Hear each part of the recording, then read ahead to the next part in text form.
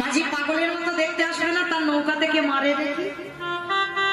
আমার মন্দোদরী নারী জাতি তো অত ঘোর প্যাচ কিছু বুঝতে পারছে না। ও স্বামী, তুমি একটু সোজা কথাই বলো না, কিছু বুঝতে পারছি না। মন্দোদরী, সীতা মা হলো ভব পারাপারের তরণী। তরণী মানে কি? নৌকা।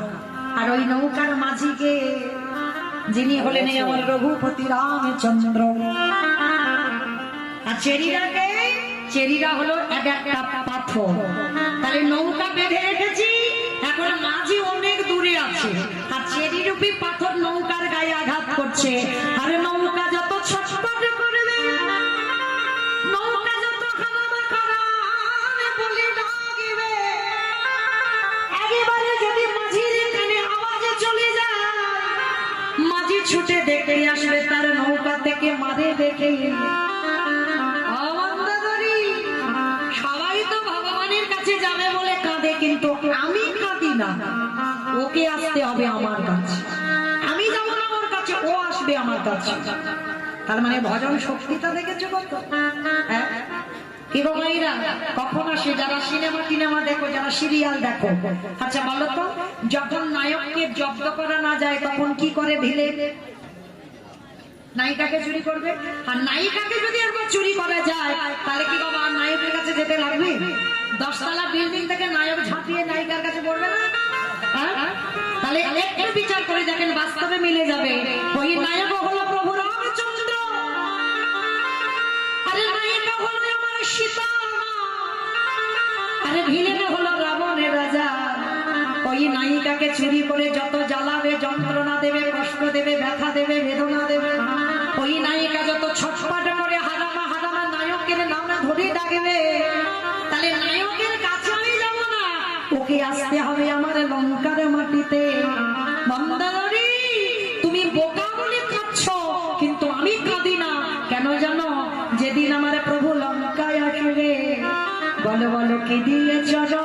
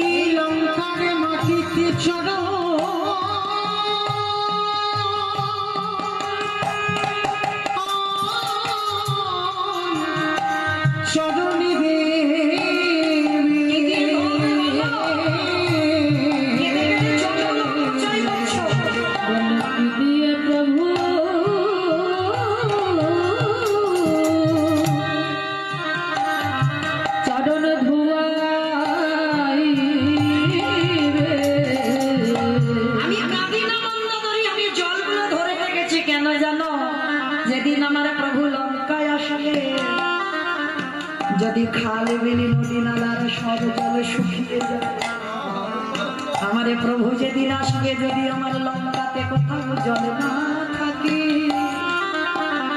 তখনই আমি কি করবো জানো মন্দোদরী? আমার প্রভু যখন লঙ্কায় আসবে, চোখের জলে চলো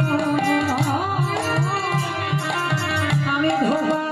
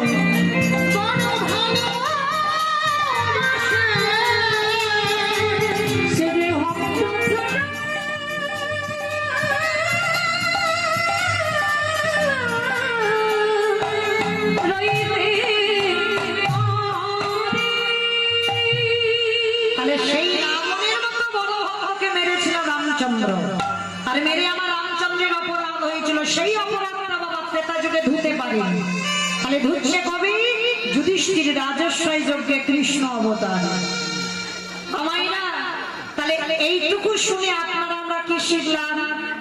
অজান্তে যদি কেউ অপরাধ করে ফেলি বাবা, একটা সাধুগুরু বৈষ্ণবের চরণ জীবনে ধৌত করাও, তাও যদি না পারো তাদের উচ্ছিষ্ট পাতা একটু পরিষ্কার করো, তাও যদি না পারো তাদের উচ্ছিষ্ট একটু ভালো করে গাড়ি লেখে।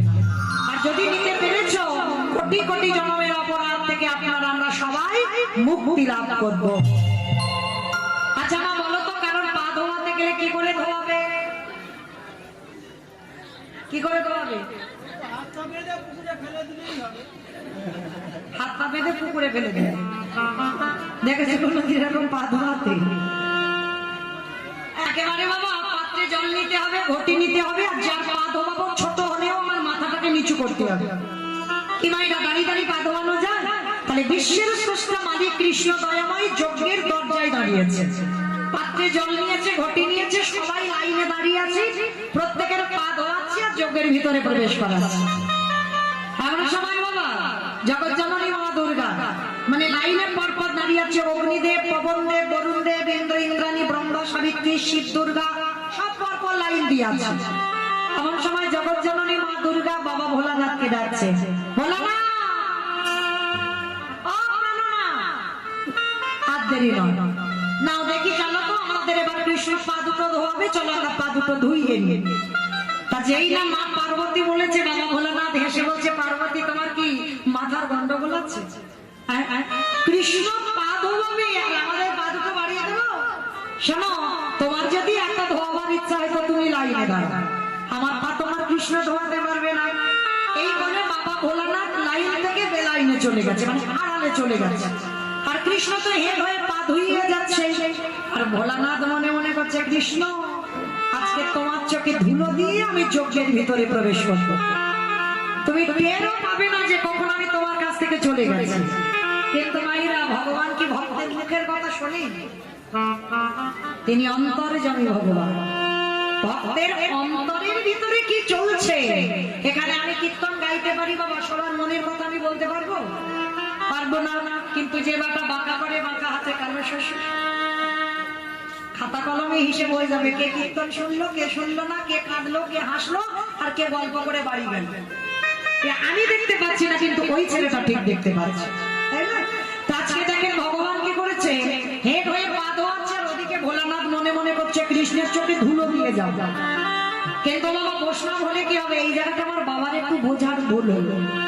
মানুষ মানুষের সঙ্গে চালাকি করতে পারে, কিন্তু কোন মানুষ আমার ওই ছেলেটার সঙ্গে চালাকি করতে পারবে পারবে না। তাহলে বাবার একটু বোঝার ভুল হয়ে গেল। এবার আড়ালে গিয়ে ধুম করে একটা কুকুর হয়ে গেল। কেন কুকুর হলো? পৃথিবীতে বাবা যত পশু পাখি আছে, কুকুর হলো সব থেকে প্রভু ভক্ত, যার জন্য বাবা আজও নবদ্বীপের মাটিতে কুকুরের মহোৎসব হয়। হ্যাঁ, তাহলে আর যার জন্য বাবা কুকুর চাকরিও করছে, দেখেন মানুষের পাচ্ছে না, কিন্তু কুকুরে চাকরি করে, তাই না? সেই যে চোর ডাকাতকে ধরবার জন্য কুকুরের ঘ্রাণ শক্তির জন্য ওকে চাকরি দেওয়া হলো। তাহলে দেখে এই কুকুর হলো প্রভু ভক্ত।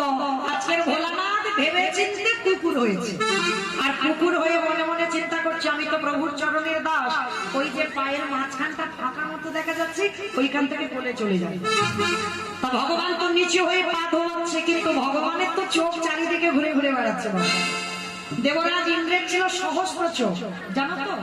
যারা শাস্ত্র জ্ঞানী এখানে আছেন, গৌতম মুনি স্ত্রী অহল্যার সতীত্ব নাশ করেছিল, যার জন্য গৌতম মুনি অভিশাপ দিয়েছিল তোর সর্বাঙ্গে হবে ভোগ চিহ্ন।